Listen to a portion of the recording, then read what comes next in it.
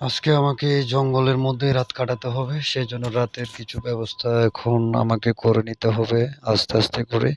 এই বৃক্ষটার উপরে আমার রাতে নিতে যাওয়ার জন্য একটা ঘর বানাতে হবে, সেজন্য প্রথমত আমি গাছটাকে ছিদ্র করে নিচ্ছি। একের পর এক ছিদ্র করতে করতে সবগুলা করা হয়ে গেছে। এখন আমি কিছু কাঠ কালেকশন করব, সেখানে কিছু আগুনের ব্যবস্থা করব।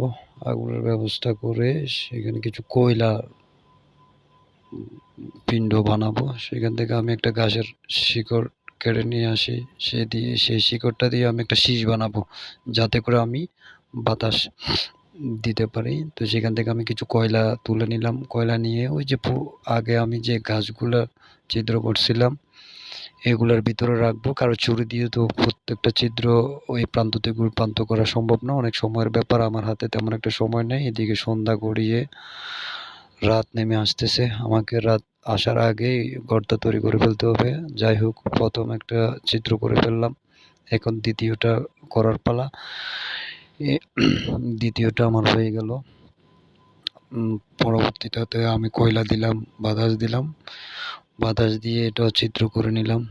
ছিদ্র করার কাজ প্রায় শেষ প্রান্তে। এখন আমাকে যেতে হবে এই ছিদ্রগুলো দিয়ে কিছু ওই ছিদ্রর পরিমাপ কিছু কাঠ ঢুকিয়ে একটা বসবাসযোগ্য স্থান বানাতে হবে। সেই জন্য আমাকে কিছু কাঠ নিয়ে আসতে হবে। কাঠ নিয়ে আসা হয়ে গেছে। এখন কাঠগুলোকে আমি সুন্দর করে একটা মাপ নিব, মাপ নিয়ে কাঠগুলো কেটে ঢুকে দিব।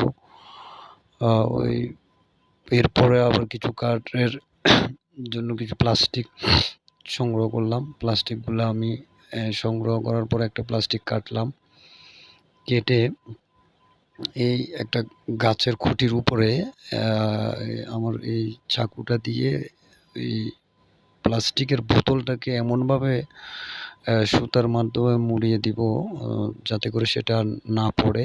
পরবর্তীতে এটা আমার কাজে লাগবে। ওই প্লাস্টিকগুলো দিয়ে আমি প্রথমত এই খুঁটিগুলো আস্তে আস্তে আস্তে আস্তে আস্তে বেঁধে নিলাম। বেঁধে দেওয়ার পরে যাই হোক, আমার কাজের পরিসমাপ্তি ঘটলে আপনারা বুঝতে পারবেন আমি এখানে আমার এই বসত ঘরটা কিভাবে নির্মাণ করতেছি।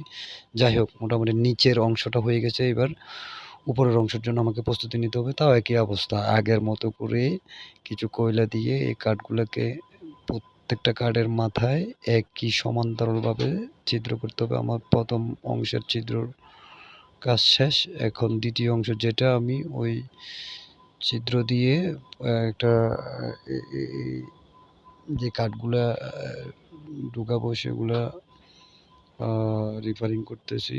সাইজ মতো এগুলো কেটে নিলাম। কেটে নেওয়ার পরে আবার আমি আমার স্থানে চলে গেলাম। সেখান থেকে একের পর এক 4টা খুঁটি 4 মাথায় দিয়ে দিলাম। উপরের 2টা খুঁটি দিয়ে দিলাম। পরবর্তীতে অপর অপোজিটে 2টা মোট 4টা খুঁটি, মোট 8টা খুঁটি দিয়ে আমার একটা সার্কেল, একটা ঘরের যে 4 কর্নার সেটা তৈরি হয়ে গেছে। এখন এটাকে দোচালা করতে হবে। দোচালা করতে হলে আমাকে প্রথমে যেটা করতে হবে সেটা আবার ওই যে আগের চিত্র বরাবর যে ফিটিংসটা দিয়ে দিলাম। তারপরে উপরে একটা খুঁটি 2 মাথা থেকে 2টা খুঁটি দিলাম। খুঁটি দেওয়ার পরে আমার দোচালাটা রেডি হয়ে গেল। এবার দোচালার উপরে যেই তীরগুলা দিতে হবে সেগুলা দিলাম। 3টা খুঁটি দিয়ে হয়ে গেল। এবার আমি কিছু অগ্নি নিয়ে আসলাম, যে বানগুলা যাতে একটু শক্ত মজবুত হয় সেগুলো একটু ছেঁকা দিতে লাগলাম।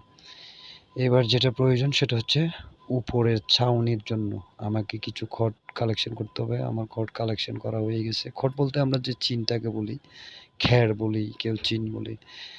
এটা তখনকার সময়ের মতো করে একটা অংশ 2টা অংশ বান দিয়ে দিলাম এবং কতগুলো কেটে উপরে বাড়তি অংশটুকু কেটে ফেলে দিলাম। এবার দেখা যাক পরবর্তী কার্যক্রম। এখান থেকে আমি খড়গুলো একের পর এক বিছাইতে লাগলাম। সেটা এমনভাবে বিছাইতে হবে একটার উপরে আরেকটা, একটা খাঁজ সিস্টেম করে। এই যে দেখা যাচ্ছে অপোজিটে যেটা করছিলাম, যে 3টা বিট তৈরি হয়েছে, যাতে পানি যদিও বৃষ্টি যদি হয় রাতে সেগুলো যাতে নিচের দিকে গড়িয়ে পড়ে। পরবর্তীতে আমি আরেকটা খুঁটি নিলাম, খুঁটিটা বাঁধলাম। বাঁধার পরে এই খুঁটিটা দিয়ে আমার যে ওইখান থেকে নামতে হবে একটা সিঁড়ি বানিয়ে নিলাম। সেখান থেকে আমি আবার আমার কিছু বাঁশ লাগবে, যেটাকে ব্যাম্বু বলে ইংরেজিতে। তো বাঁশটা নিয়ে আসলাম, নিয়ে এসে বাঁশটার মাঝখান দিয়ে কাটা হচ্ছে। এর পরবর্তী সময়ে ২ টা পার্টে ভাগ করে নেওয়া হচ্ছে বাঁশগুলাকে একের পর এক। এগুলো নেওয়া হচ্ছে আসলে পাশে যে পাশে যে ছাউনি যেটারে বলে ওটা দেওয়ার জন্য। কারণ এইখানে যেহেতু একা নির্জন এরিয়া, যদি খড় দিয়ে দেওয়া হয় হয়তো কোনো হিংস্র প্রাণী এসে ভেঙে ফেলতে পারে। সেজন্য আমি এখানে খুব সহজে বাঁশগুলাকে ব্যবহার করলাম এবং সেগুলো একের পর এক আমি ফিটিংস করে দিলাম। ফিটিংস করে দেওয়ার পরে আমার ঘরের প্রায় 80% কাজ এখন সম্পূর্ণ। এখন পরবর্তী যে বিষয়টা সেটা হচ্ছে আমি কিছু কেঁচো সাপ, যেটা গ্রামগঞ্জে মাটির নিচে পাওয়া যায়, এটাও কালেকশন করতেছি আমি।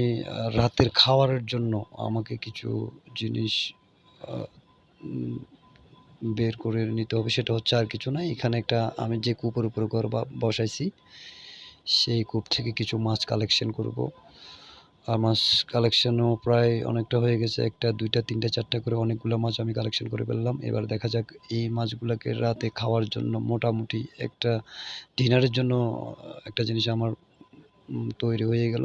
তো সেজন্য আমি আমার ব্যাগে কিছু সরঞ্জাম নিয়ে এসেছি, যেহেতু নির্জন এলাকায় যাচ্ছি। সেটা হচ্ছে একটা অটোমেশন অফ যেটা গ্যাসের চুলা, সেখানে ফ্রাই প্যান দিয়ে আমি মাছগুলোকে একটু সামান্য তেল দিয়ে ফ্রাই করে নিলাম। তারপরে আমার একটা হাঁড়িকেন মারুতি ল্যাম্প পোস্ট যেটারে বলে সেটা জ্বালিয়ে দিলাম। যেহেতু অন্ধকার, এইখানে কোনো রকম ইলেকট্রিসিটি নেই। আমি খেয়ে নিলাম। খেয়ে পর আমি একটু খাওয়া-দাওয়ার পর আমি একটু ঘুমাচ্ছিলাম। যাই হোক, এখন অন্ধকার, ঘুমও ভালো হইছে। এখন সকালবেলা কি করতে হবে? আমাকে সকালের ব্রেকফাস্টের জন্য নাস্তা রেডি করতে হবে। সেটা আর কিছু না। যাই হোক, আমি আমার সরঞ্জামগুলো আবার বের করলাম। কিছু আ ব্রেকফাস্টের জন্য আপনারা তো জানেন, অন্তত টি, যেটা ব্লাক টি বলেন আর যেকোনো চা হলে চলে। যাই হোক, আমি খেজুরের গুড় বীজ দিয়ে আমি একটা চা তৈরি করার জন্য রেডি করে ফেললাম। এখন রেডি করে আমি চা খেয়ে নিলাম। চা খাওয়ার পরে আমার মিশন শেষ। রাতটা অন্তত খুব চমৎকারভাবে কাটিয়েছি। বন্ধুরা, আপনারা কোথাও গেলে এভাবে করবেন। ধন্যবাদ।